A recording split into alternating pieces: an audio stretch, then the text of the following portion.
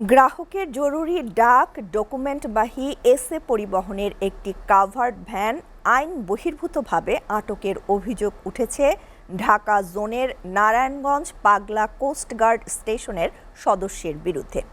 গেল রাতে নারায়ণগঞ্জ থেকে ঢাকায় আসার পথে শিবু মার্কেট এলাকায় পৌঁছালে কোস্টগার্ড সদস্যরা মিথ্যা অভিযোগে কাভার্ড ভ্যান চালক ও হেলপারকে আটক করে। 3 ঘন্টা জিজ্ঞাসাবাদ শেষে অপেশাদার আচরণ ঢাকতে মুচলেকা নিয়ে ছেড়ে দেয় কোস্টগার্ডের সদস্যরা। জরুরি পার্সেলবাহী ভ্যানটি যথাসময়ে গন্তব্যে পৌঁছাতে না পারায় যথাসময়ে গ্রাহকের প্রয়োজনীয় পার্সেল ডকুমেন্ট ডেলিভারি দিতে ব্যর্থ হয় প্রতিষ্ঠানটি। এতে প্রতিষ্ঠানের সুনাম ক্ষুণ্ণ হয়েছে বলে দাবি এসএ পরিবহন পার্সেল অ্যান্ড কুরিয়ার সার্ভিস কর্মকর্তাদের। সোহান খানের প্রতিবেদন। দীর্ঘ ৪২ বছর ধরে দেশে বিদেশে গ্রাহকের জরুরি সেবা দিয়ে আসছে এসএ পরিবহন পার্সেল অ্যান্ড কুরিয়ার সার্ভিস। এরই অংশ হিসেবে গ্রাহকদের জরুরি ডাক ডকুমেন্ট ও পার্সেল নিয়ে মঙ্গলবার রাত ৯টার দিকে নারায়ণগঞ্জ থেকে ঢাকার কাকরাইলে হেড অফিসের উদ্দেশ্যে ছেড়ে আসে এসএ পরিবহন পার্সেল অ্যান্ড কুরিয়ার সার্ভিসের একটি কাভার্ড ভ্যান। নারায়ণগঞ্জের শিবু মার্কেট এলাকায় পৌঁছালে কোনো অভিযোগ ছাড়াই কোস্ট গার্ড কাভার্ড ভ্যানটি আটক করে। পরে চালক কামাল ও হেলপার মিলন সহ কাভার্ড ভ্যানটি নারায়ণগঞ্জের পাগলায় তাদের স্টেশনে নিয়ে যায়।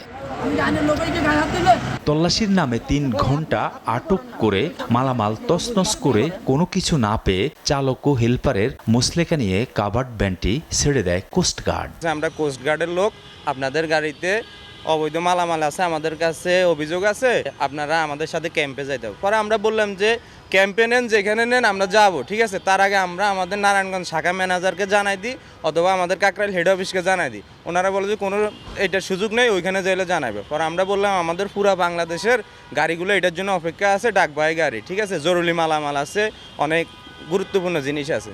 ওদের কথা হলো যাই আছে আমরা ওইখানে যাইয়া গাড়ি চেক করব।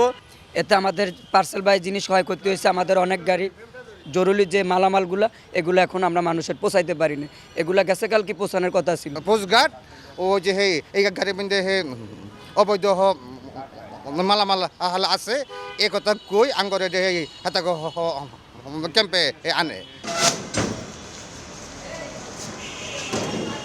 অহেতুক সময় ক্ষেপণ করায় কাভার্ড ভ্যানটি নির্দিষ্ট সময় গন্তব্যে পৌঁছাতে না পারায় গ্রাহকের অতি জরুরি ডাক ডকুমেন্ট ও পার্সেল বিভিন্ন জেলায় প্রেরণ করা যায়নি। এতে ক্ষতিগ্রস্ত হন গ্রাহকরা।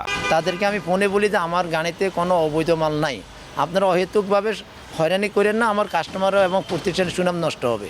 সেই ক্ষেত্রে তারা না মানিয়া তারা গাড়িটা খোলে এবং তারা মালামাল তল্লাশি করে তারা গাড়ির তল্লাশি করে কোনো অবৈধ মাল বা কোনো সন্দেহবাদ মাল কিছু তারা পায় নাই।